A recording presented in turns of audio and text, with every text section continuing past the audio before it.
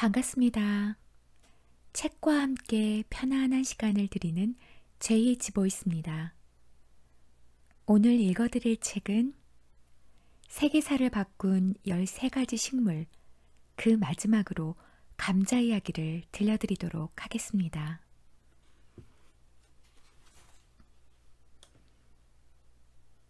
빵이 없으면 케이크를 먹으면 되잖아요. 민중이 먹을 빵이 없어 굶주림에 고통받고 있다는 소식을 듣고 프랑스 루이 16세의 왕비 마리 앙뚜아네트가 이렇게 말했다고 한다. 하지만 이는 사실이 아니다. 프랑스 혁명의 도화선이 된 이 말은 역사가 남긴 수많은 악성 루머 중 하나다.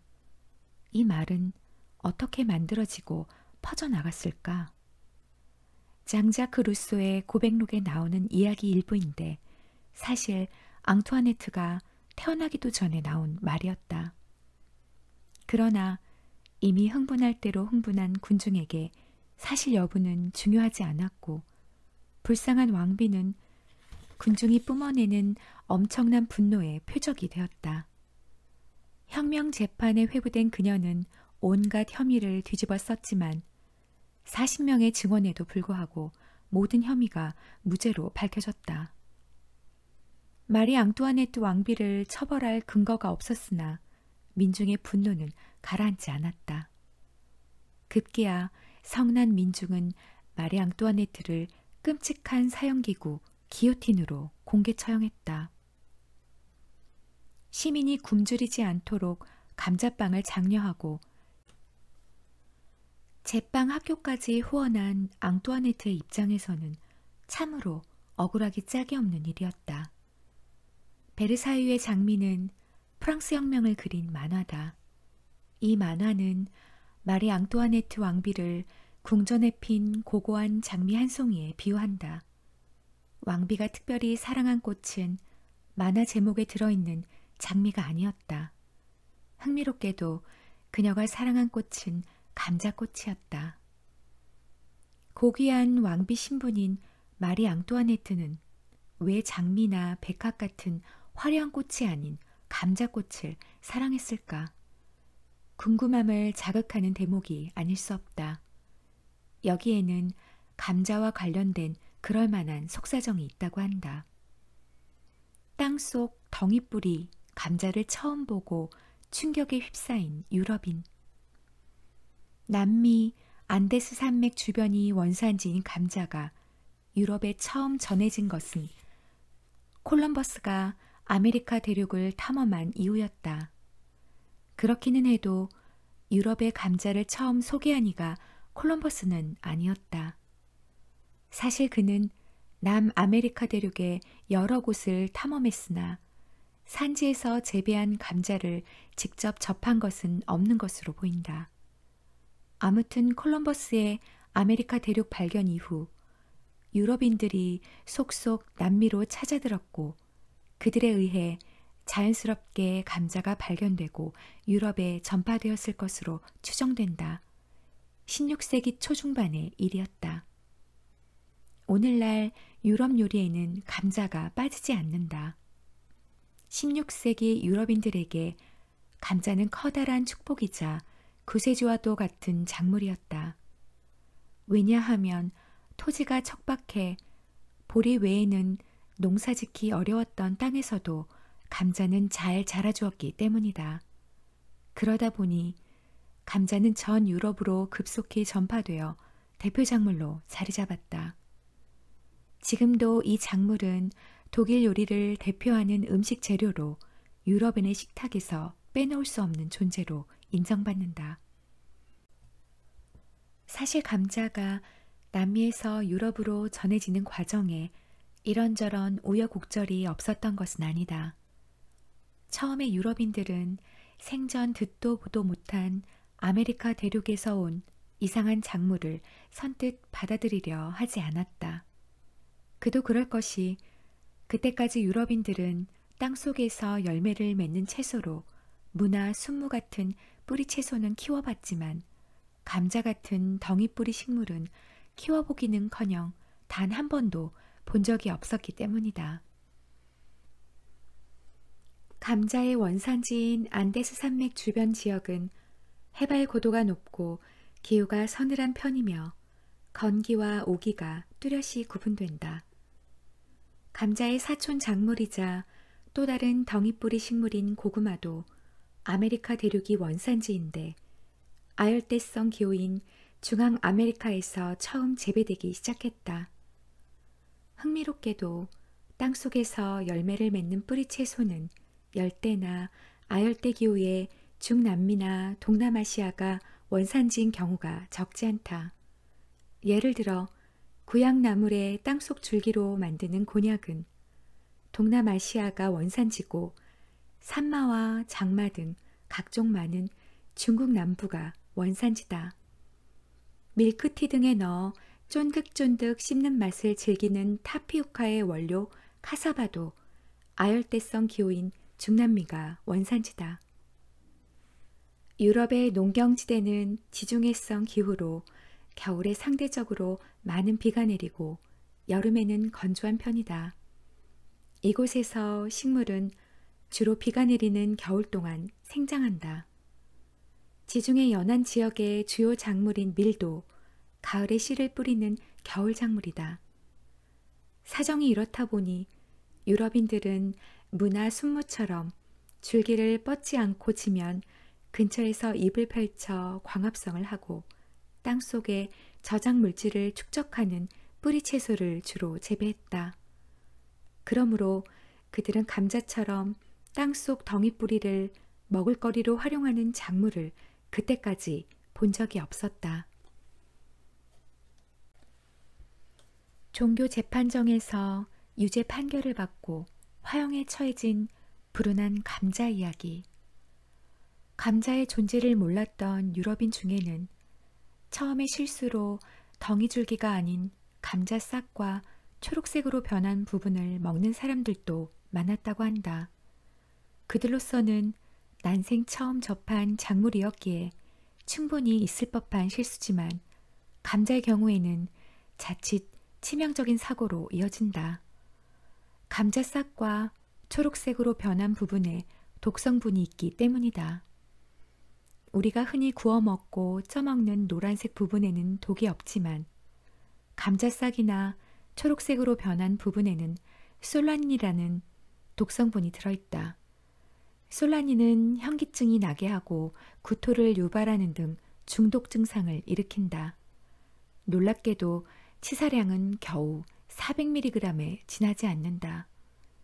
그 정도 양으로도 죽음에 이를 수 있는 치명적 독성 식물인 셈이다. 감자는 가직과 식물이다. 가직과 식물 중 독성을 지닌 식물이 유독 많다.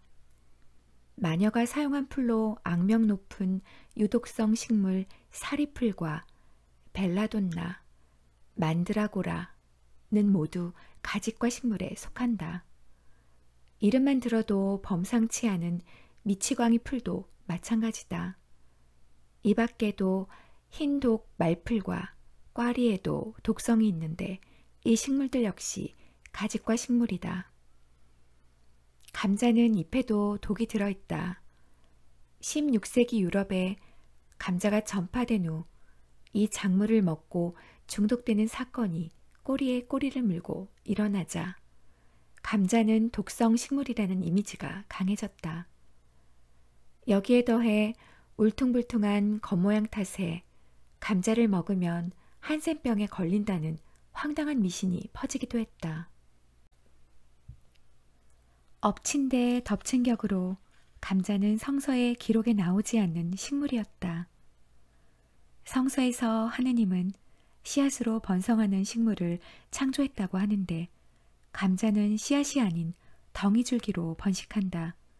그러다 보니 뿌리 줄기로 번식하는 감자가 유럽인에게 기이한 식물로 보인 것은 어쩌면 당연한 일이었다.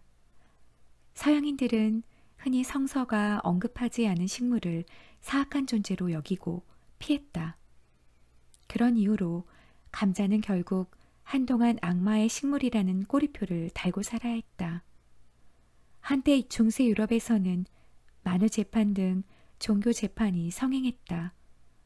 한데 이 무시무시한 종교재판정에 악마의 식물로 낙인 찍힌 감자가 서는 날이 찾아왔다. 재판장은 감자의 유죄 판결을 내렸는데 놀랍게도 마녀로 몰린 사람들과 마찬가지로 화형이 형벌로 내려졌다. 세상의 모든 생물이 암수의 조화로 자손을 남기는데 감자는 덩이 줄기만으로 번식한다는 점이 유죄의 근거였다. 이런 번식 방법이 성적으로 매우 불순하다고 본 것이었다. 아무튼 그날 불에 노릇노릇하게 구워진 감자에서 침샘을 자극할 만큼 먹음직스러운 냄새가 솔솔 풍겼을 것이다. 그러나 당시 유럽인들에게는 군침 도는 냄새로 느껴지지는 않았던 모양이다. 감자를 대중에 보급하려다 솔라닌 중독으로 죽을 뻔한 엘리자베스 1세. 유럽에서 사람들이 악마의 식물로 여겨 기피한 감자는 식용이 아닌 진귀한 관상식물로 재배하는 경우가 많았다. 일부 지식인만 안데스의 척박한 토양에서도 수확이 가능한 감자를 쓸만한 식용 작물로 받아들이고 높이 평가했을 뿐이다. 사실 알고 보면 감자는 안데스만이 아니라 한랭기후인 유럽에서도 잘 자라는 생명력이 강한 작물이었다. 이 강인하고 기특한 작물을 선입견 때문에 제대로 활용하지 못하고 버려둔다는 것은 인류적 차원에서 막대한 손해였다. 감자는 다른 어떤 작물 못지않게 척박한 환경에서도 잘 자라고 영양도 높아서 매우 유용한 작물이기 때문이었다. 더구나 오늘날 많은 사람들이 감자를 다양한 요리에 이용하듯 활용가치도 높은 작물이다. 결국 지독한 흉년이 들어 많은 사람이 배를 골턴 유럽에서는 감자를 식량으로 이용하고 대중에 보급하기 위한 도전을 시작했다. 어떻게 하면 악마의 식물로 모든 사람이 두려워하고 기피하던 감자를 널리 보급할 수 있을까? 감자 보급을 위해 애쓴 인물로 영국 여왕 엘리자베스 1세를 꼽을 수 있다. 엘리자베스 1세는 여왕인 자신이 직접 나서면 모든 국민이 따르게 될 것이라는 생각에 과감히 실천에 옮겼다. 그녀는 먼저 상류층 사이에 감자를 알리기 위해 몸소 감자 파티를 주최했다. 귀족, 정치가 등 상류층 사람들이 감자를 요리에 이용하기 시작하면 대중도 따라서 먹게 되리라는 생각에서였다. 의도는 좋았으나 감자의 특성을 간파하지 못한 요리사가 감자잎과 줄기까지 모두 사용해서 요리하는 바람에 적지 않은 양의 감자 요리를 먹은 엘리자베스 1세는 솔라닌 중독으로 죽을 고생을 했다고 한다. 이에 따라 여왕의 의도와는 반대로 영국에서는 감자가 유독성 식물이라는 인식이 더욱 강해졌고 감자 보급은 그만큼 더 더뎌졌다. 결과적으로 혹을 때려다 오히려 혹을 하나 더 붙이고만 셈이었다. 교묘한 대국민 심리전으로 감자 보급에 성공한 루이 16세. 유럽 국가들의 감자가 널리 퍼진 뒤에도 한동안 프랑스인만은 좀처럼 감자를 받아들이지 않았다. 감자를 줄기차게 거부하던 프랑스에서 감자 보급에 나선 인물은 농학자 앙투안 오기스탱 파르망티의 남작이었다. 프랑스와 프로이센이 7년 전쟁을 벌일 무렵 포로로 잡혀있던 파르망티에는 이미 프로이센의 중요한 식량으로 정착한 감자를 먹고 살아남았다. 그 당시에는 포로 신분이라 가리고 말고 할 처지가 아니었으므로 선택의 여지가 없었을 것이다. 아무튼 그때 그는 감자의 뛰어난 가치와 효용성을 몸소 체험했다. 유럽 대륙에 대기근이 들었을 때의 일이었다. 프랑스 정부는 막대한 상금을 내걸고 주식인 밀을 대신할 고황작물을 모집했다. 이때 파르망티에는 자신의 포로 시절 경험을 살려 감자 보급을 제안했다. 그의 제안에 따라 루이 16세는 단추구멍에 감자꽃을 꽂아 장식했고 마리 앙뚜아네트 왕비에게도 감자꽃 장식을 달게 함으로써 대대적인 감자 홍보에 나섰다. 왕과 왕비까지 적극적으로 나선 홍보 효과는 대단했다. 프랑스 상류 계급은 감자를 관상용 꽃으로 키우기 시작했고 귀족들은 앞다투어 자기 집 정원에서 감자를 재배했다. 다음 단계로 루이 16세와 파르망티의 남작은 국영 농장에 감자를 전시 재배하게 했다. 그리고 파수꾼을 보내 감시하게 하고 다음과 같은 문구의 표지판을 세워놓았다. 여기에 심은 것은 감자라는 작물로 맛이 좋고 영양이 풍부해 앞으로 왕족과 귀족의 먹을거리로 삼고자 한다. 따라서 이를 훔쳐먹는 자는 엄하게 처벌할 것이다. 감자는 서민에게 보급해야 하는 작물인데 어째서 왕족과 귀족이 독점하겠다는 취지의 공지를 냈을까? 사실 여기에는 루이 16세의 교묘한 책략이 숨어 있었다.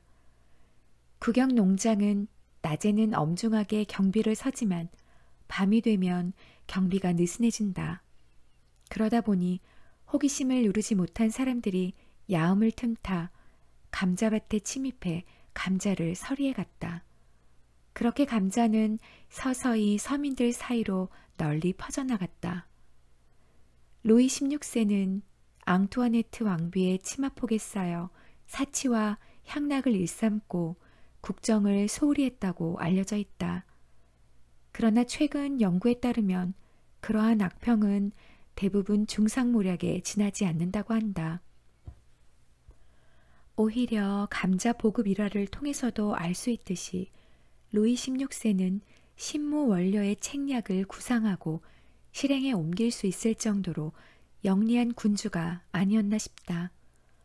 마찬가지로 왕비 앙투아네트도 우리의 통령과 달리 검소하고 국민을 사랑한 인물이었다는 재평가 움직임이 나타나고 있다. 사실 루이 16세와 마리 앙투아네트가 과연 어떤 인물이었는지 정확히 알 길은 없다. 그러나 다른 것은 모두 차치하고서라도 루이 16세가 국민을 굶주림에서 구하기 위해 감자 보급에 힘쓴 인물이라는 사실만은 분명한 것 같다. 역사는 승자의 기록이고 패자의 진실은 종종 그늘에 가려 잘 보이지 않는다. 사람들을 배고픔에서 구하고 싶은 마음에 감자꽃을 사랑하고 애용했던 앙투아네트 왕비는 단두대의 이슬로 사라지고 말았다. 오늘은 여기까지입니다. 끝까지 함께 해주셔서 감사합니다.